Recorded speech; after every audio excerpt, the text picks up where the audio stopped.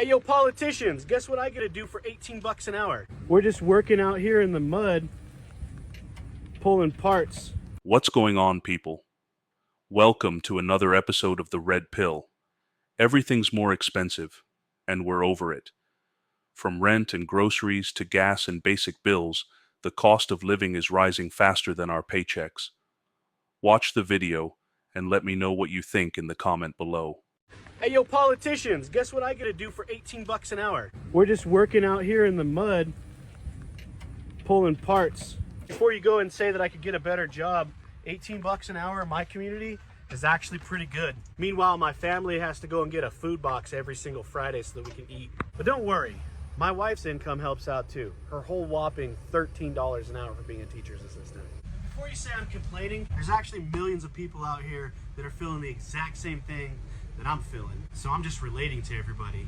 Maybe we need a politician that cares a little bit more about the little guy instead of the middle class guy. Because honestly, I'm sick and tired of deciding whether I should pay my car insurance this month, fix my truck, or feed my family.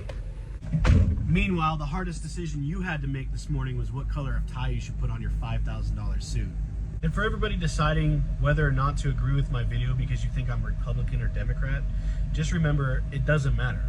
We're all in this together. I'm feeling it just the same way you are.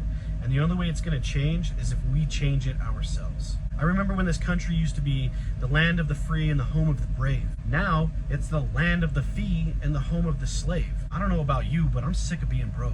So if you're listening out there, politicians, do something right for a change and start caring about us. And when I say us, I mean the little guys that are below the little guys. I got laid off from my corporate job yesterday. And I think that this is the reality for a lot of Americans right now, and it needs to be shared because America is not doing well right now. We have a 94% prediction rate that the recession is going to come, but yet our frickin' administration hasn't even made the move to actually say that a recession is coming. And let's actually call it what it is, a depression. People can't afford groceries, they can't afford rent, they can't afford buying houses, they can't afford having babies, they can't afford having the kids in general if they already have them. We are not in a good spot, y'all. I know that I'm just a number in a company, but I thought I was okay. You're going to think that you're okay because you've worked there for so long or you have the right experience. Like, you guys, I have an undergraduate in marketing, a master's in business, 6 years of paid social media experience, both on a strategist and manager level. I have done people management for at least 3 years. I'm a senior level in my career. And yet, when I was hired to do a senior level role, I was forced into entry level positions. I was doing entry-level work as a senior-level strategist, all while at the same time being asked to reduce my workload with AI, and our team was having layoffs every 3 months. I should have seen it coming. I really should have. But the thing is that it was not something that I saw coming, because the day before that they laid me off, I was literally talking coverage plans with another employee who was going on leave for months. How am I supposed to sit there and not think that I'm safe in that moment? I just think it's absolutely ridiculous that we live in a world like this where my manager wasn't even the one that fired me, by the way, or laid me off. It was frickin' HR, and they read off a script, but my whole team got laid off.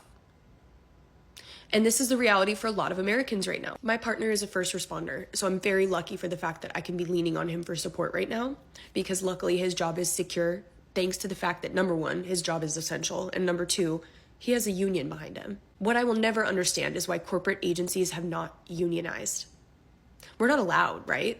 We're not allowed. That's part of it. We'll get fired because at least in this corporate world, they're always going to side on the side of business because that's what's making the government money. This world right now is not supporting people. It is supporting business. You are just a number, unfortunately. So please prepare yourself for shit like this. I wish I would have. I wish I'd been applying to other jobs months ago. I just was so dumb to not realize the signs. I want to talk about it. I think people need to talk about it. I think we need to make this more public. We all saw the jobs report. It was awful. Getting laid off on the day that the jobs report goes out, and it's 22,000 instead of 75,000 new jobs. You know how discouraging that is? If you know of anything in the marketing space, let me know. Use my comments as a way in which to maybe trauma dump. I don't care, vent. I'm here for you guys. I can't believe this. And I'm really sorry if you're going through this too. Here for you. You want to know why working parents are so stressed out? It's because the math just simply does not add up. Our country, our infrastructure, it was not set up for a dual income home. When you have kids in elementary school, it is almost impossible to have two people working full time at regular office jobs and accommodate the school schedules. And here's the thing, the majority of homes in our country, they are dual income homes. And I was doing the math, okay? My kids came home from school yesterday. They had their school calendar. They were so excited to show me, all right? So we counted the days up. They have 12 half days this year. They have 7 no school days, and that does not include holidays, right? I didn't include Veterans Day, Memorial Day, none of those. They're not included. So they have a combination of 19 half days or no school days. What does that mean?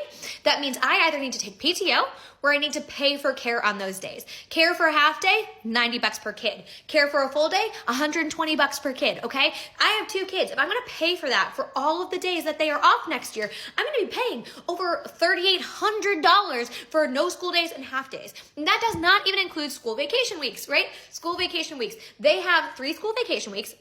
This year, the holiday break is very long, okay? So they're gonna have 18 vacation days. And again, this does not include any of those floating holidays we were talking about. So 18 vacation days. So now I'm looking at my PTO, right? My husband and I combined, we have 35 days of PTO. Do you know how many days we would need to accommodate this? 37. So that doesn't work, right? And then you talk about sick days. We each only have 5, 10 sick days, but we have more than one child and they're gonna get sick and they're not gonna get sick at the same time. So they're gonna get sick and then I don't get to take my sick time because once I'm sick from them being sick, I have to go back to work because I don't have any more sick time, right? And so the math simply doesn't work. You do the math and you say, okay, I'm gonna be spending $3,800 a year for half days and no school days so that my kids have somewhere to go so I can work and not use all my PTO because I wanna use my PTO on fun things with my kids when we go on vacation or do something like that if we ever get to do that, right? But then you could after school care, right? I'm already spending $19,000 a year in after school care. So that plus the no school days is over $20,000. And none of this includes camp. It doesn't even include camp. Summer is 10 weeks.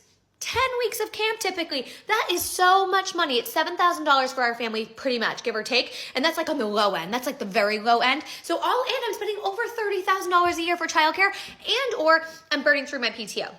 It feels nearly impossible to make it work, right? You don't have enough PTO, you don't have enough sick time, you don't have the money to pay $30,000 a year for childcare for kids who are in public school, right? Public school. And I'm not saying the schools need to accommodate for this. I'm not saying teachers need to accommodate for this, but something is very broken. The way that our corporations work and our country works, there is no infrastructure to support a dual income home. So typically, one person either has to go part-time, they have to take a flexible job, they leave the workforce. There's this myth that women leave the workforce when they have babies. No, they leave the workforce when their kids hit elementary school because it's almost harder. It is just as expensive and way more difficult to navigate. And so when a parent says, hey, I'm a little stressed out, being a dual income home is really difficult right now, despite the fact that we need it to survive in this economy, it's nearly impossible when you have children.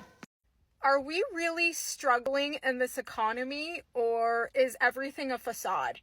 I just can't help but wonder to notice that everywhere I go, packed to the brim. Restaurants are packed. Cafes with $12 lattes, huge lines. Erewhon with $20-something smoothies, huge lines. Grocery stores packed. The other day, I called a bunch of nail salons just to get a basic-ass pedicure. All packed, all busy. They had no availability to squeeze in a 30-minute basic pedicure. And I'm thinking, I thought we were near a recession. I thought the economy is bad. I thought people were struggling with groceries and bills.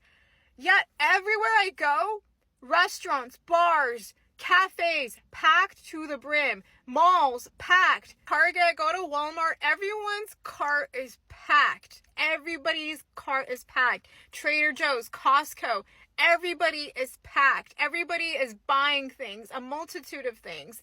And everything is more expensive due to the inflation. But where are people getting this money from then? I thought we were struggling. Am I the only one who's been noticing this?